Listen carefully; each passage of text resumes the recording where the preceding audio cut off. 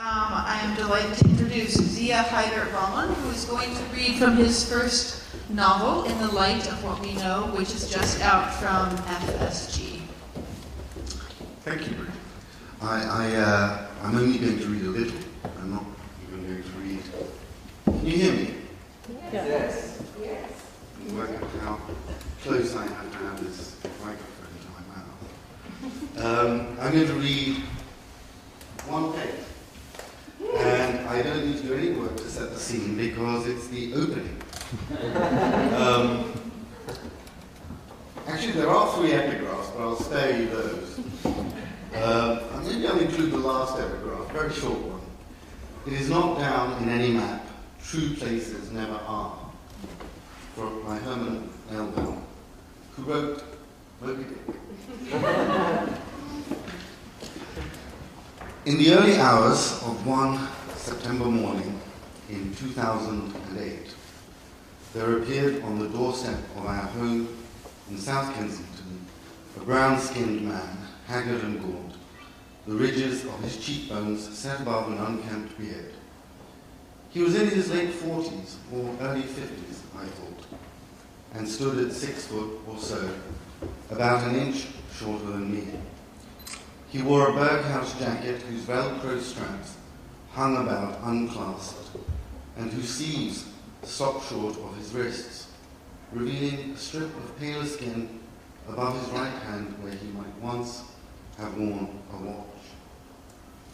His weathered hiking boots were fastened with unmatching laces, and from the bulging pockets of his cargo pants, the edges of unidentifiable objects peeked out. He wore a small backpack, and a canvas duffel bag rested on one end against the doorway. The man appeared to be in a state of some agitation, speaking, as he was, not incoherently, but with a strident earnestness, and evidently without regard for introductions, as if he were resuming a broken conversation. Moments passed without my interruption as I struggled to place something in his aspect that seemed familiar. But what seized me suddenly was a German name I had not heard in nearly 2 decades. At the time, the details of those moments did not impress themselves individually upon my consciousness. Only later, when I started to put things down on paper, did they give themselves up to the effort of recollection. My professional life has been spent in finance, a business concerned with fine points, such as the small movement in exchange rates on which the fate of millions of dollars or pounds or yen could hang. But I think it is fair to say that whatever professional success I have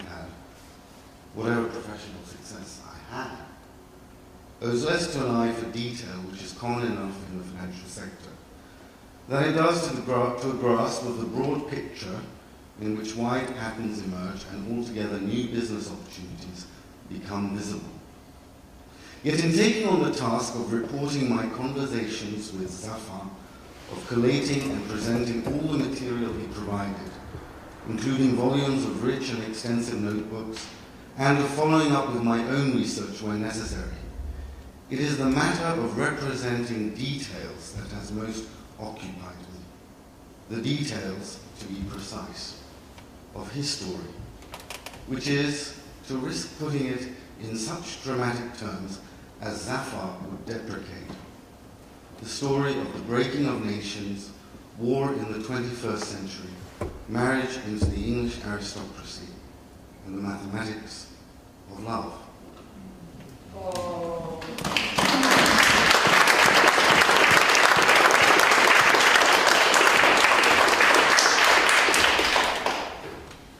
So I was thinking about your novel in connection with sort of the theme of this event.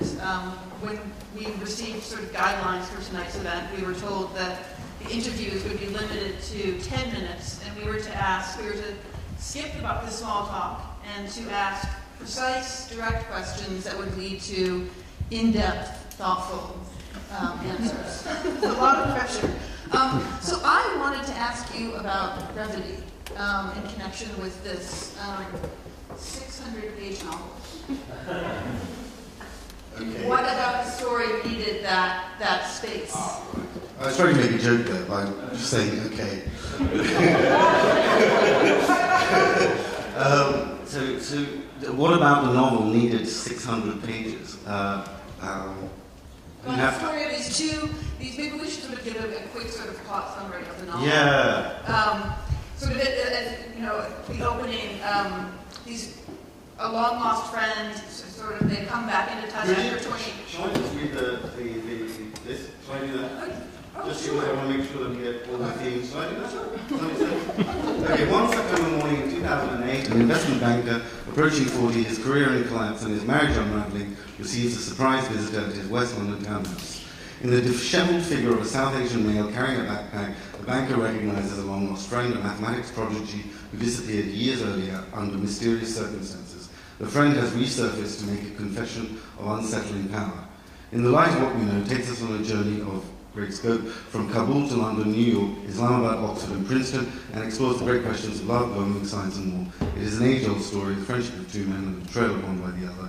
The visitor, a man desperate to climb clear of his wrong beginnings, seeks atonement. The narrator sets out to tell his friend's story, but finds himself at the limits of what he can know about the world, and ultimately about himself. Set against the breaking of nations and beneath the clouds of economic crisis, this novel chronicles life's big blah blah blah. All right. Tell me what the novel does not include.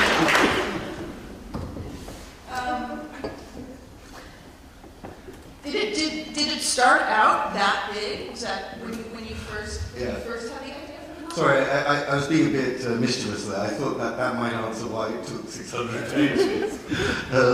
It started out as an idea, but an idea doesn't really have size. It's in your head, so it doesn't have dimensions. It's just a dematerialized thing. Yes, I had the whole of the novel in a sense, as an idea in my head. The words for every part of it hadn't arrived. But after about 6 months of writing, I realized this was going to be a very big novel. I hadn't thought about the size of the novel, had a sense of the size of the idea. In fact, I realized that it was going to take me time to write this novel. I'm going to try to make the answer brief. I realized that it was going to take me such time that I must consider how I'm going to change as a human being in the course of writing it. So I went straight ahead. Actually, I did this about 3 or 4 months in, and I wrote the last chapter. And then I went and tried to find a few places in the middle of the novel or elsewhere, because I wanted to make sure that I had the tone consistent through the course of this long novel. And I knew that I was going to change. If it took me in the end, 4.5, 5 years, some say, 40 years to write this novel. But I didn't want something that was jarring as you went through the novel because I was changing as I was writing. Sorry. So you started with the ending. I started with the first chapter, the end. I started with the whole idea for purely practical reasons, because I knew that I would change as a human being, as a writing human being. I wanted to make sure that the tone is very important to me, that the tone was going to be stable, because the tone is the sort of the entry point for lots of other things. Once you, for me, every writer is different. Once you have a sense of your tone, it creates the parameters for all sorts of other things.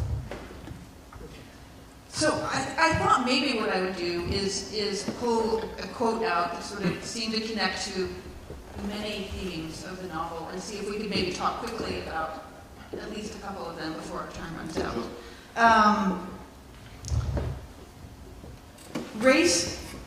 Race never undermined me from within. It was rather the invisible things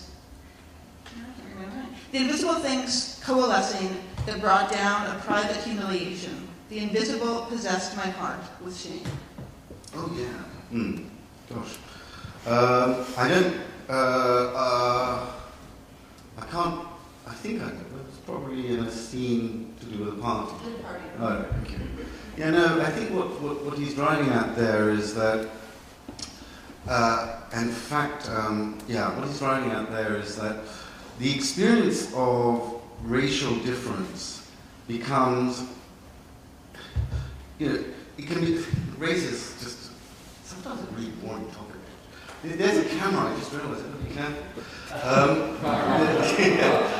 Race sometimes it is a boring topic, but and it doesn't. And the discussion about race doesn't go very far. For a lot of people, the experience of racial difference, or what is discussed, what is talked about as racial difference, is actually an experience of something else, perhaps caste difference, and it's refracted through the prism of race, so that really what is felt are the anxieties of dispossession, of inferiority, of alienation, of lacking power, all those sorts of things. So, and those sorts of things can undermine you from within. They're the things that disable you as you go out into the world and try to do business. And so that's what he's getting at there, that he's in a party and he may be the only black person at this party, but he has a certain degree of self-awareness. He knows that is actually irrelevant. What's really eating him up is this, is his own sense of inferiority. And that comes from many other things, other than race. And is he aware of this? Yeah, he is. I mean, he is. Yeah, he's aware of it, but the question, one of the questions that we return to is to what extent can you escape from that? And at the heart of this novel sorry, I want to get back to your questions, there isn't a epistemological inquiry, what is it that we can rely on? What do we, this recurring question, what do we know? What do we think we know? How can we rely on what we think we know? And how far does knowledge actually get you? There's a limit. You can know. Lynn Ullman made a very interesting point. It was a very interesting discussion about communication, and I had the thought that one of the reasons why we fail to communicate, you and I, Bridget, one of the reasons we fail to communicate is that there's something going on in me that is not the same as what's going on in Bridget. Here it is. I have a stimulus that causes an emotion, and now I want to convey that to Bridget. What do I mean by convey? I actually want her. If I'm seeking empathy, I want her. I don't just want to know that she knows what I'm saying. I want to know that she feels what I'm feeling. And yet, what's happening? The stimulus has caused my emotion. Am I expecting my words to cause that emotion in her? And that's where the failure is. It can't happen. I mean, that's one. So there are all sorts of other problems here. But that's seems to me an insurmountable problem, right? But I can't remember why I said that. I was thinking about your novel in connection with Lynn's. Sort of the characters in Lynn's novel seem to me to sort of accept the failure of words to communicate those feelings. Yeah. And I was wondering if there was something about sort of the expanse of this novel, and that there's sort of an optimism in the characters that they can communicate it because they simply do not quit. Yeah, they do not. And the novel doesn't. I mean, and even the closing, I don't want to give it away, but there is a closing image, right. and a closing statement that reinforces. God, I really don't want to give this away. There's a lot I don't want to give away. That's why I started reading from the beginning. But that's right. I think it is. There is an optimism at the heart of this novel, and it's an optimism about. It moves the focus away from the goal of communicating to the act of communicating. That actually, that's all we have, but we have to do that. Does that make sense? Maybe it doesn't. Yes. Sorry.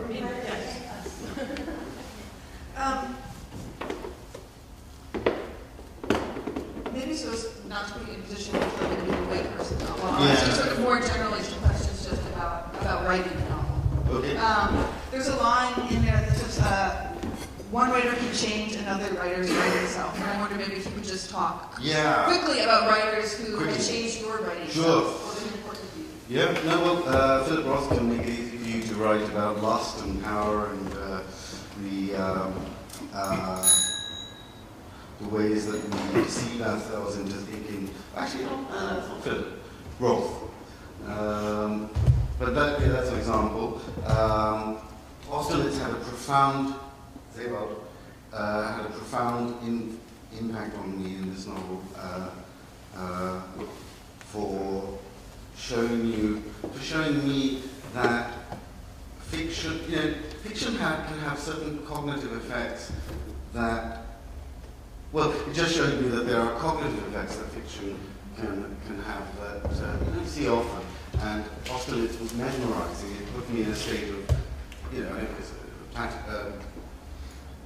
it caused a trance-like state in me, and that was hugely influential. So I explored how that might have been done in Austerlitz, but also how various exercises to see how you can get people, if you want to introduce an idea. There are various techniques I try to use to try to get an idea through, but you have to approach people you have to speak up on people.